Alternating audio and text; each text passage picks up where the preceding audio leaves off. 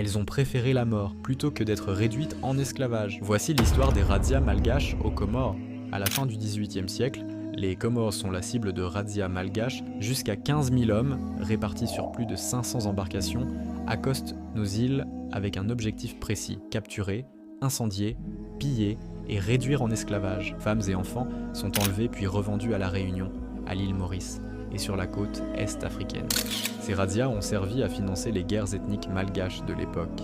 Les Comoriens s'organisent, ils construisent des tengomé, qui sont de véritables forteresses de pierre souvent en hauteur, pour protéger la population. À Iconi, le sultan Sujauma Inkwaba fait regrouper les civils sur le mont Jabal dans un ngomé. Les hommes descendent au combat malgré qu'ils soient peu armés et en infériorité numérique, ils se battent jusqu'à la mort face aux envahisseurs malgaches.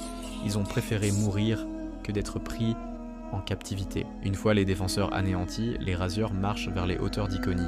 Mais là, une scène bouleversante se joue. Les femmes de la ville, dirigées par Fatima Karibangwe, refusent de devenir esclaves. Sur la falaise, elles décident de se jeter dans le vide. Elles choisissent la mort plutôt que l'humiliation. Elles meurent avec honneur, comme les hommes.